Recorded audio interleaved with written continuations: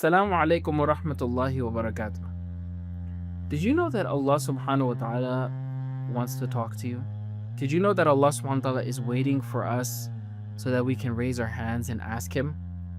I want to talk about something very important.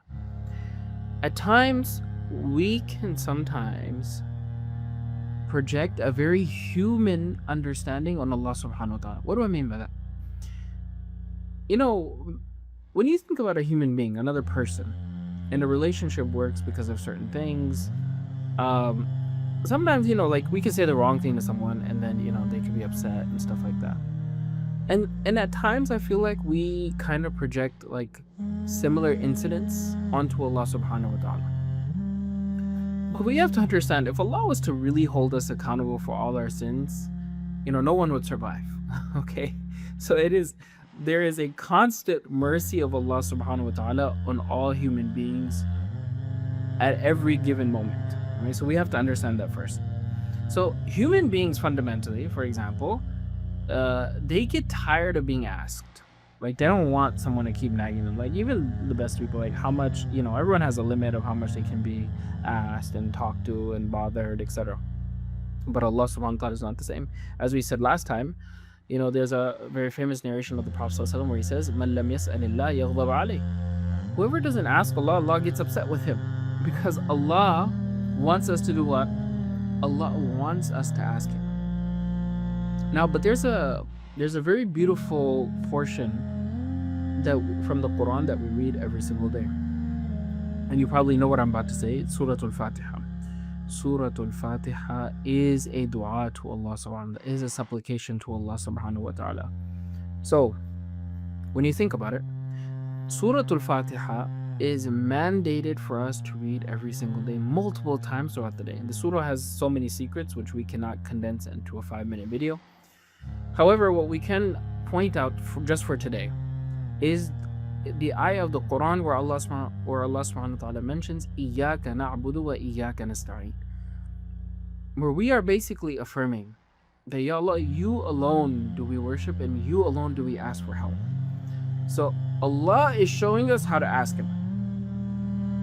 Okay, when we talk about, I'm having a conversation with Allah subhanahu wa ta'ala, there is one narration that highlights that very, very well. There's other narrations, but this one narration is a very strong one in the sense that it highlights this idea. Did you know that Surah Al-Fatihah, for every verse that we read, there is a response from Allah subhanahu wa ta'ala. Every single time I'm standing there, Allah is responding to what? To my Surah Al-Fatihah. So the Prophet ﷺ, he mentions that Allah has said that I have divided the prayer into 2 halves between me and my servant my servant will receive what he asks. So when we say Alhamdulillahi Rabbil Alameen, all praises to Allah, the Lord of the world, the Lord of the universe, Allah subhanahu wa ta'ala says, my servant has praised me. And when we say Ar-Rahman Ar-Rahim, the most compassionate, the most merciful, Allah says, my servant has lauded me. And when the third ayah, when we say Malik Yawmiddin, the master of the day of judgment, Allah subhanahu wa ta'ala responds by saying, my servant has glorified me. And sometimes He would say, my servant entrusted his affairs to me. And number 4, when the servant says, you alone do we worship and you alone do we ask for help. This is a beautiful response. Allah says, this is between me and my servant will receive what he asks. It's like a personal secret between us and Allah subhanahu wa ta'ala. And then finally, when the worshiper says, اهدنا الصراط المستقيم صراط الذين أنعمت عليهم غير المغضوب عليهم ولا الضالين, guide us to the straight path, the path of those whom you have bestowed your grace upon, your blessing upon, not those who have incurred your displeasure, nor those who have gone astray. Allah subhanahu wa ta'ala says, this is for my servant and my servant will receive what he has asked for. All of this tells us one thing. This tells us that Allah subhanahu wa ta'ala wants to talk to His creation. Allah subhanahu wa ta'ala wants His creation to talk to Him.